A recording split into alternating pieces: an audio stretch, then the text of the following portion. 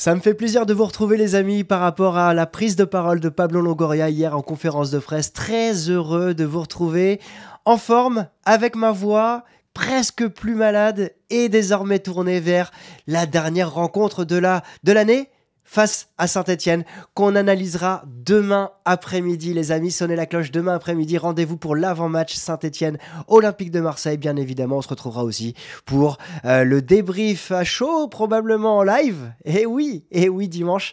Et aussi le débrief à froid lundi. Je vous prépare une vidéo de bilan parce que Pablo Longoria a fait son bilan hier. Moi, j'attendrai la semaine prochaine. Et ouais, on n'a pas les mêmes emplois du temps. Je vais prendre le temps de faire un bilan que je vous sortirai la semaine prochaine pour finir l'année 2024. Aujourd'hui, on va se parler de l'actualité de l'Olympique de Marseille de ce début de semaine.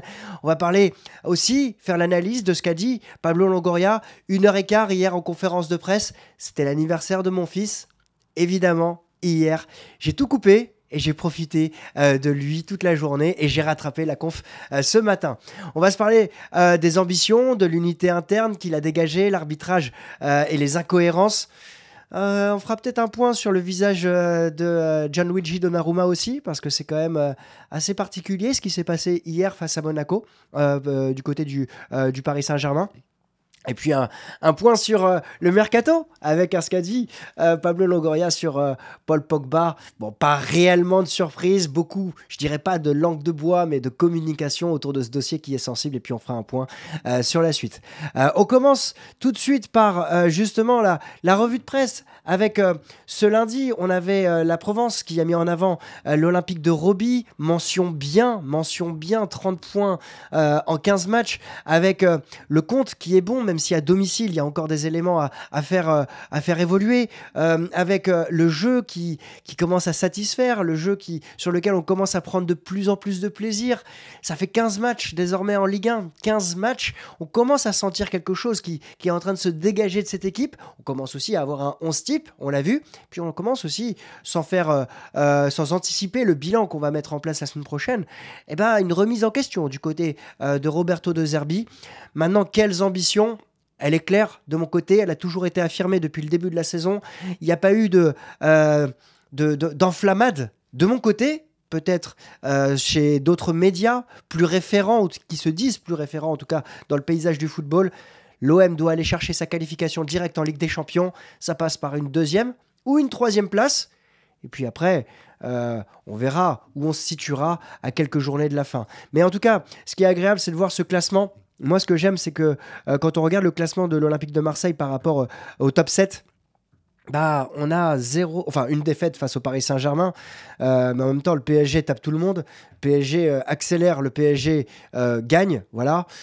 C'est terrible à dire, mais c'est un véritable constat. Mais en revanche, on n'avait pas l'habitude de voir l'OM reprendre autant de points face au 3e, au 4e, au 5e, au 6e. Et ça, c'est une ligne directrice qui doit grandir dans la deuxième partie de saison. Il y aura un enchaînement face à Nice et Lyon fin janvier, début février, qui sera très intéressant à suivre.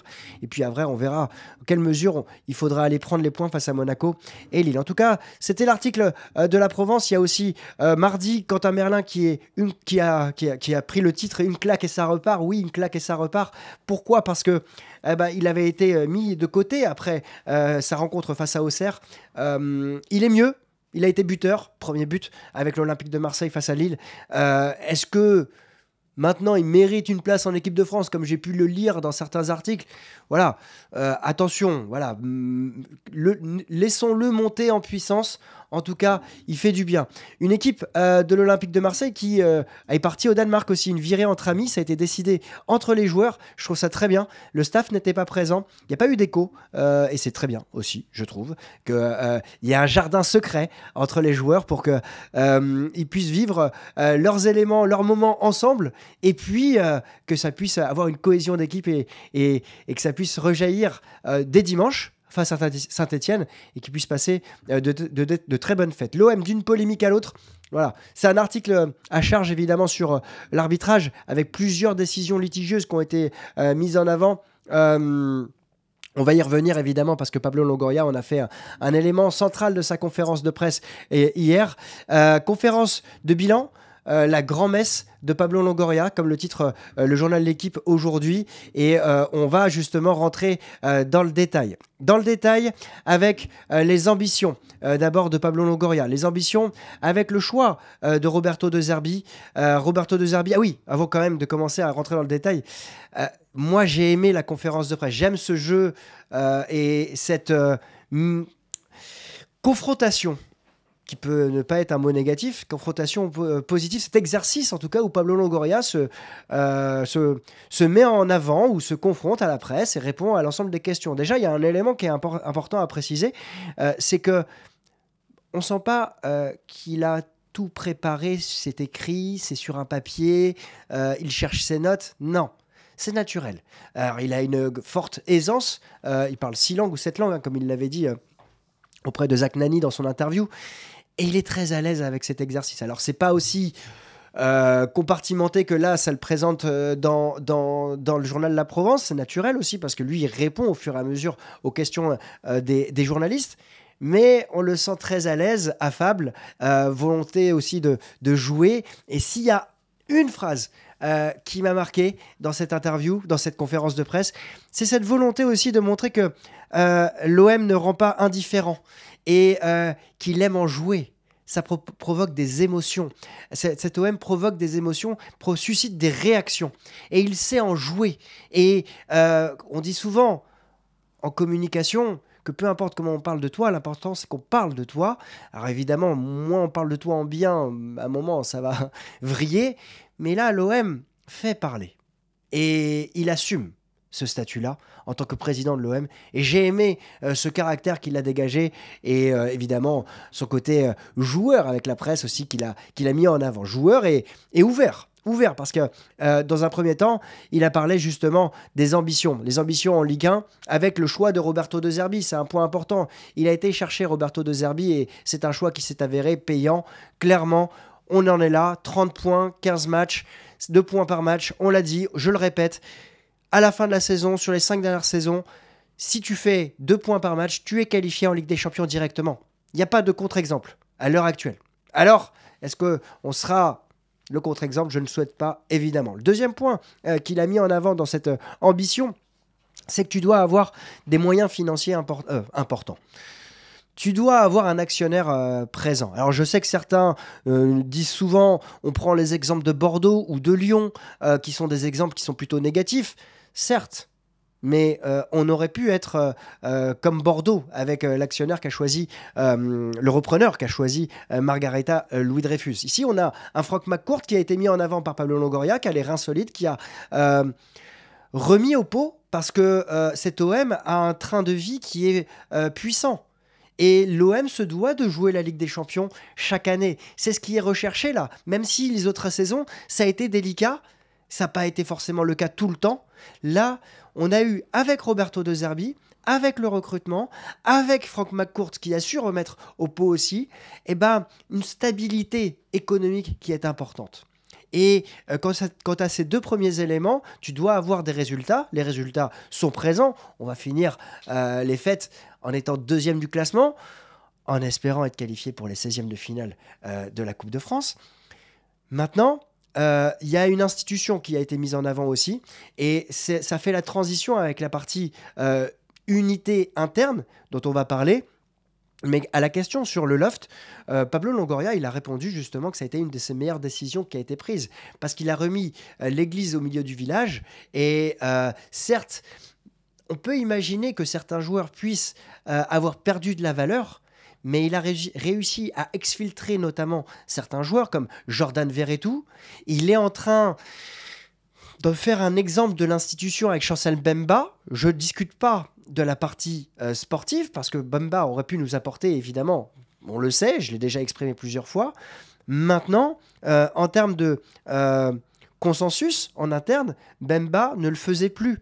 Et il y a eu des décisions médicales qui ont été le souhait de l'Olympique de Marseille. Le joueur a refusé. Et puis ensuite, il y a eu des décisions de le mettre dans le loft. Voilà, le joueur a été mis de côté, mais ça sera un marqueur. Et j'apprécie le joueur, Chancel Mbemba, tout ce qu'il a apporté depuis qu'il est à l'OM. Maintenant, il y a une direction, une institution. Et on est en train de marquer des points, je le souhaite, parce que si un Ulysse Garcia, qui est passé par le loft aujourd'hui, est devenu un joueur plus que de la rotation de l'effectif, ça montre aussi que le joueur a fait le travail pour revenir dans le groupe de Roberto De Zerbi et d'être présent dans cet OM qui est aujourd'hui deuxième du classement.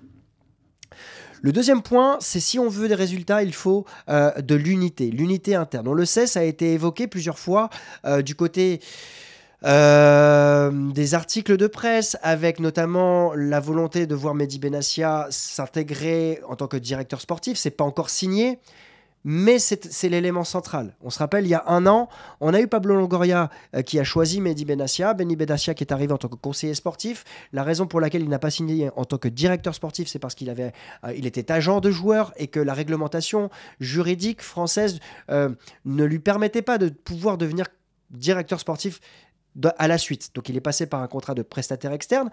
Il a pu faire, entre guillemets, un audit, passer un an du côté de l'Olympique de Marseille, et désormais que son contrat est en train de se terminer, il est en capacité de pouvoir signer. Ce qu'a annoncé Pablo Longoria, c'est qu'il espérait qu'il restait des détails à régler et que ça allait se faire. Cette unité, elle passe par, évidemment, un projet clair: McCourt, Longoria, Roberto De Zerbi, Mehdi Benassia, Fabrizio Ravanelli, Giovanni Rossi, entre autres, mais aussi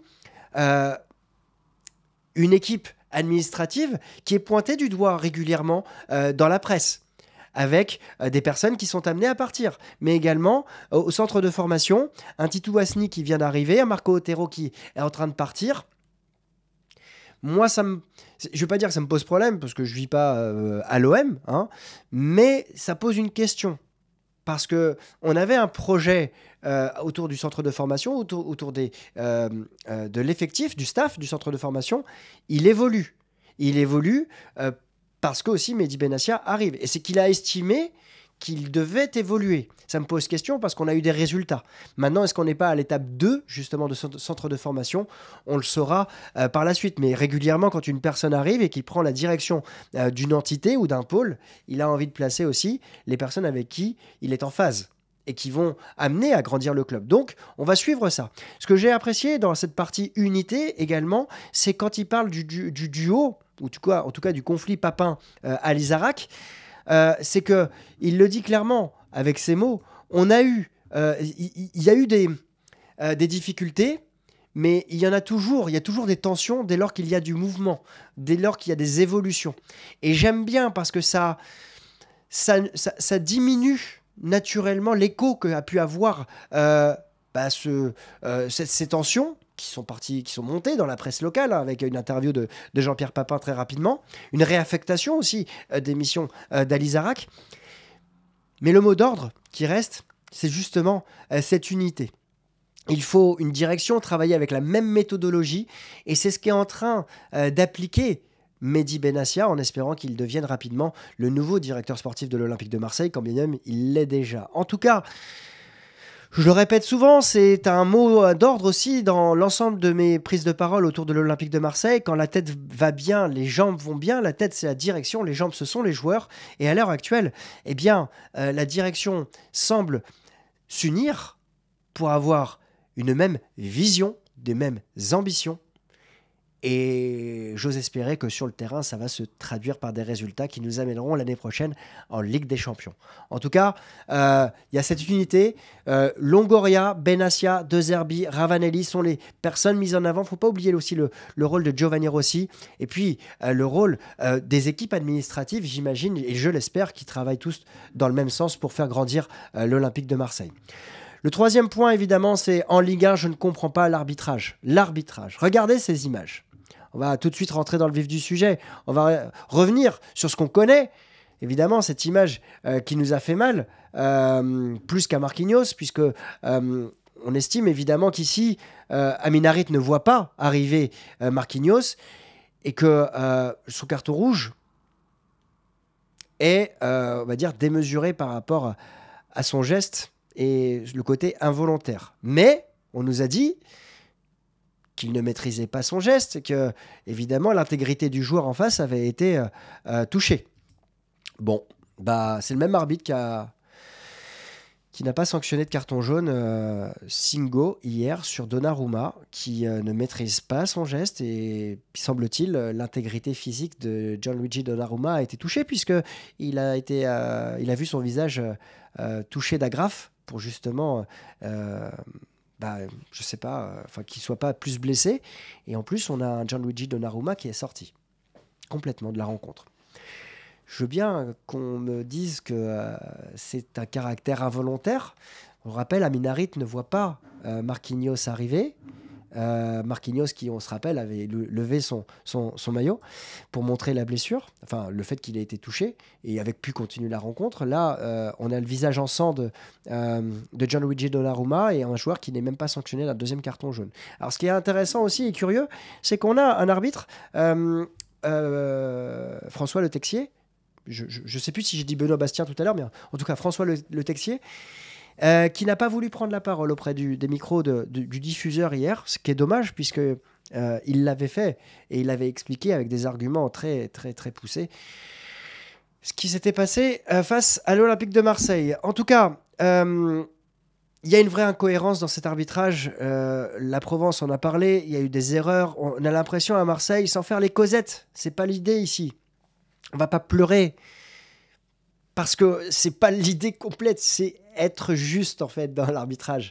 Et vous le voyez, hier la décision qui va à l'encontre de ce qu'on aurait aimé voir dans le football, c'est-à-dire un carton rouge pour Singo, on aurait peut-être plutôt, je reformule.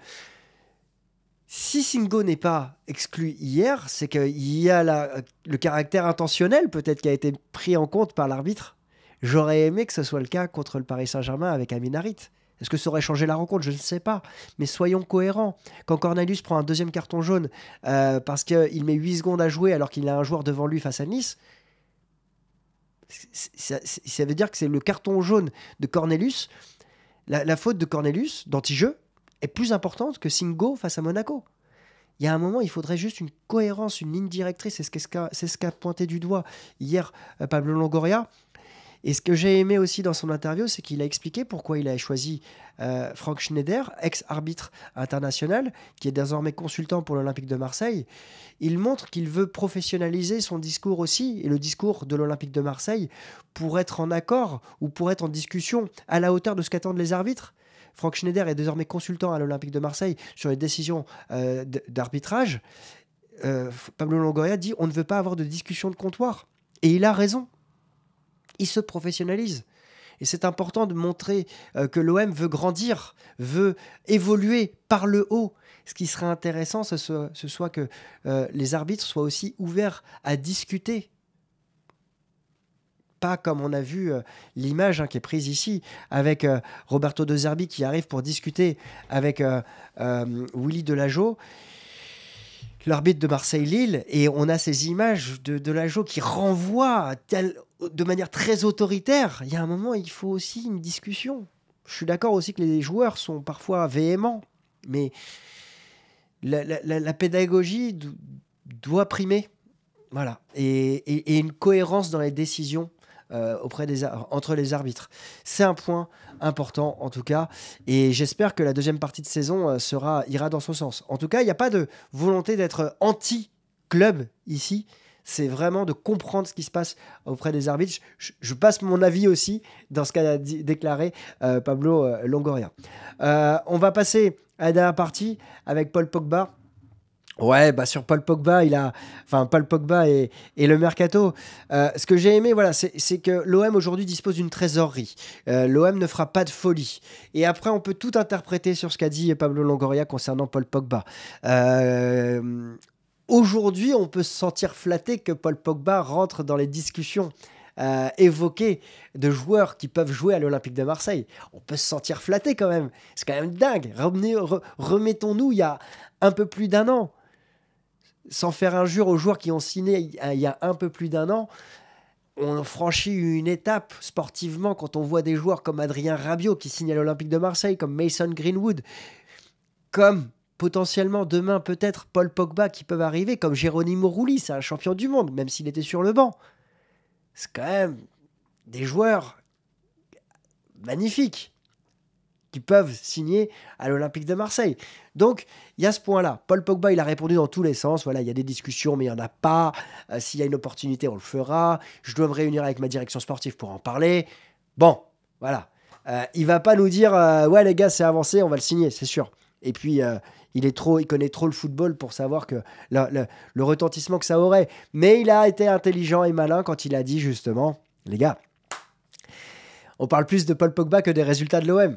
Voilà. Et après, il y a une vraie question aussi, c'est où est-ce que tu le situes, Paul Pogba? Donc, il va y avoir des départs, il va y avoir des mouvements, mais ce qu'a rassuré et ce qu'a dit Pablo Longoria dans cette interview, cette conférence de presse, pardon, c'est qu'il n'y aura pas de départ de joueurs clés, de joueurs cadres. En revanche, il y a des joueurs qui doivent se poser la question sur notamment leur temps de jeu, Bamo Meïté notamment. Voilà, il y a eu des éléments, il n'a pas convaincu encore Roberto De Zerbi, et puis il y a des circonstances atténuantes. On se rappelle de sa fin de saison l'année dernière, et notamment les moments extrasportifs malheureux qu'il a pu vivre.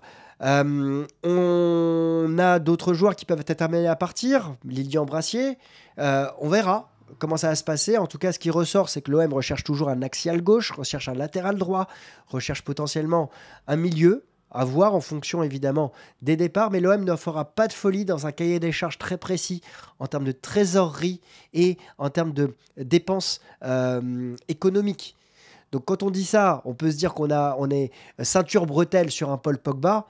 Maintenant, voilà, on connaît le degré d'intelligence et le côté malin que peut avoir Pablo Longoria et son staff. Quand je dis staff, c'est Mehdi Benassia notamment, évidemment, pour réfléchir à des montages qui permettent à l'OM de bien s'en tirer. Ils ont proposé justement à Lilian Brassier, enfin en tout cas à Brest, de décaler justement le montant du transfert, un prêt avec option d'achat obligatoire, parce que Brest n'avait pas besoin financièrement d'argent compte tenu de la qualification en Ligue des Champions l'année dernière.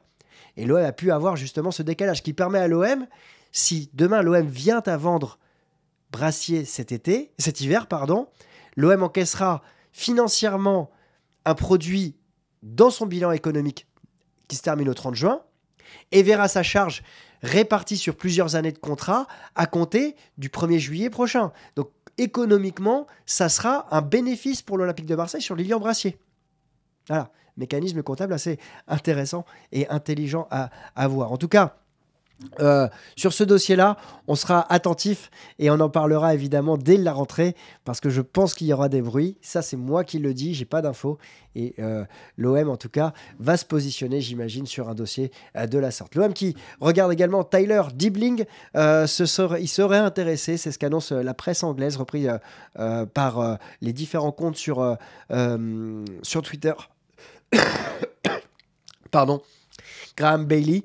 On a un joueur qui est polyvalent, qui joue sur le côté droit majoritairement, international espoir anglais. Un joueur qui, voilà, on voit sa position moyenne, on étudiera le moment venu si l'OM se rapproche de lui. C'est un très jeune joueur, je vais voir évidemment voilà, quel style il pourrait s'intégrer à l'Olympique de Marseille. Un joueur qui est estimé à 22 millions d'euros. C'est la taxe Première Ligue. Pour un joueur, j'ai pas encore vu. Je regarde juste ses stats. Il est dans la rotation plus de l'effectif de Southampton. Voilà, c'est pas encore un produit fini. Il sera intéressant évidemment de voir, mais je suis pas sûr que ce soit à l'heure actuelle la priorité de l'Olympique de Marseille. Dans les dernières informations, en tout cas, la suite c'est le match de Coupe de France qu'on va avoir dimanche. Alors, je vous donne rendez-vous justement. Je vous donne rendez-vous demain. Après la conférence de presse de Roberto De Zerbi, qui devrait avoir lieu demain, je n'ai pas encore vu si c'était le cas. Demain, après la conférence de presse. Pourquoi ? Parce qu'on va arrêter de diffuser les conférences de presse en live. Interdiction, tout simplement, parce que je n'ai pas les droits, je n'ai pas le droit de diffuser en direct. C'est la propriété de l'Olympique de Marseille. Et donc, désormais, il n'y aura plus de conférence de presse en direct sur la chaîne lors des lives. En revanche, on se retrouvera demain pour une vidéo. Cette fois-ci, ce sera une vidéo de préparation. On débriefera dans cette vidéo de la conférence de presse et des dernières informations de Roberto De Zerbi.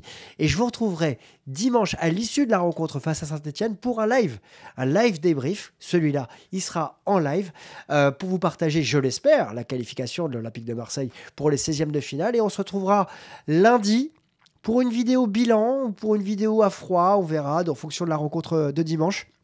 Mais quoi qu'il arrive, on se retrouvera lundi pour ce qui sera la dernière ou l'avant-dernière vidéo de l'année.